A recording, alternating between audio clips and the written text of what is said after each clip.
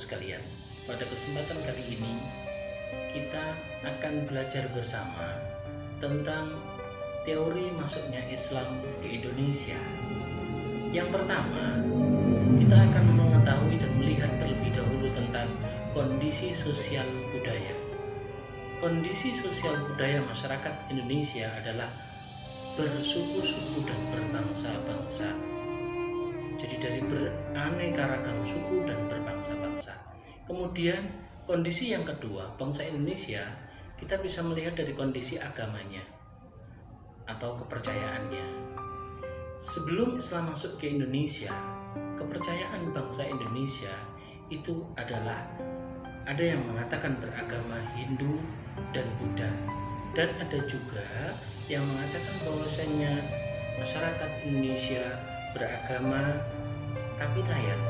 Agama Kapitayan itu adalah kepercayaan kepada kekosongan Sang Hyang Widi. Kemudian berikutnya adalah kondisi perekonomian.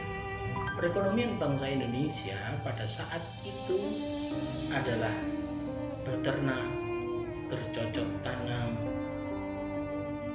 berlayar, dan lain sebagainya.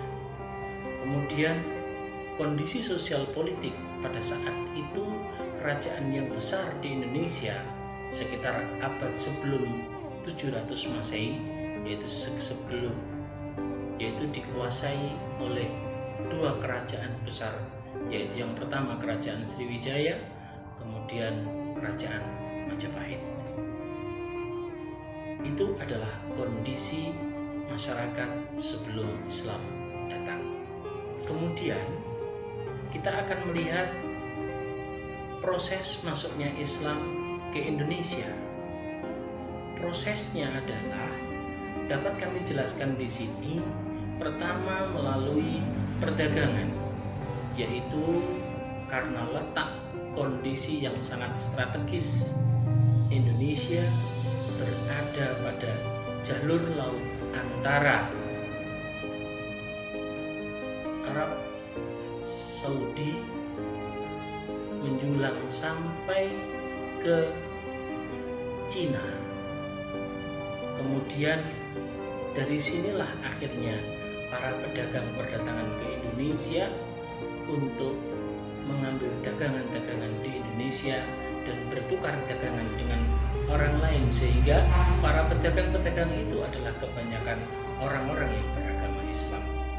Dari sinilah perkembangan agama Islam. Kemudian berikutnya adalah melalui perkawinan. Perkawinan di sini adalah di mana ada orang-orang yang pedagang tadi, saking banyaknya akhirnya mereka membuat sebuah komunitas perkampungan yang letaknya di pesisir daerah Lamongan yang dinamakan dengan Pakojan.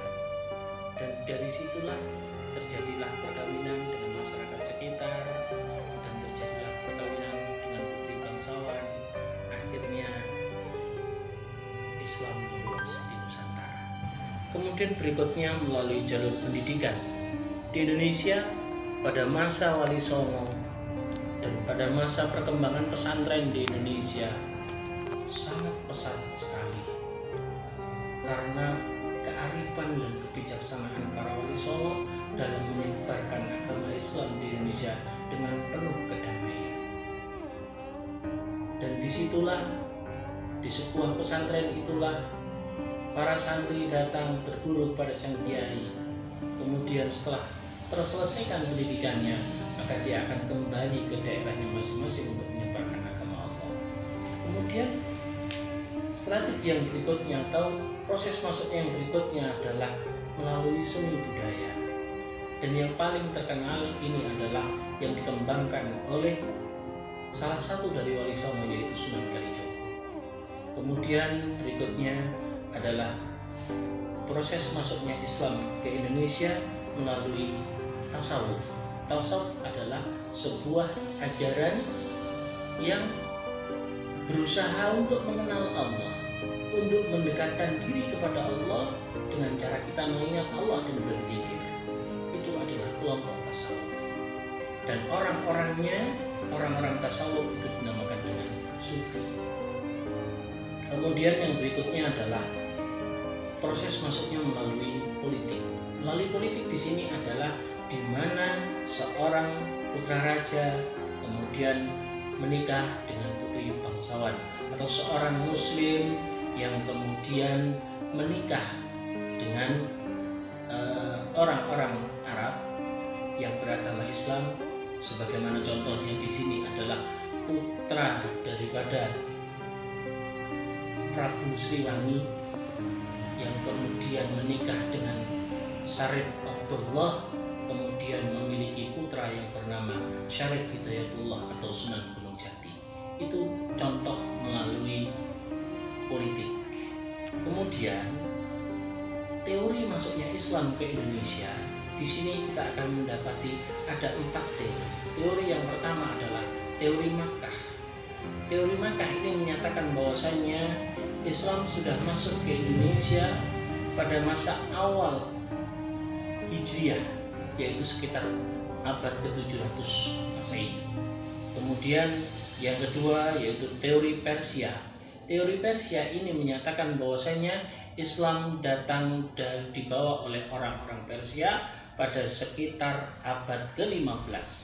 Kemudian berikutnya adalah teori Gujarat. Teori Gujarat ini adalah di mana Islam datang dibawa oleh orang-orang Gujarat yang dinyatakan di sini sekitar abad ke-13. Kemudian berikutnya adalah teori Cina. Teori Cina ini beranggapan bahwasanya Islam dibawa oleh orang-orang Cina. Karena apa? Karena banyak sekali di Indonesia berdiri sebuah masjid yang notabene masjid ini masjid lama, kemudian corak dan bentuk daripada masjid itu menyerupai daripada seni budaya orang-orang Cina.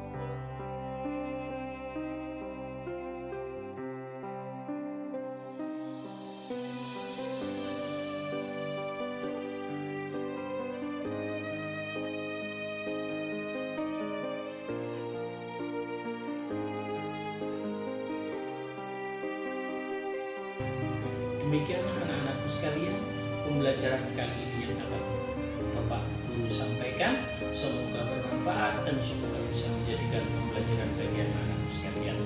Kurang lebihnya mohon maaf. Wa akhiran. Assalamualaikum warahmatullahi wabarakatuh.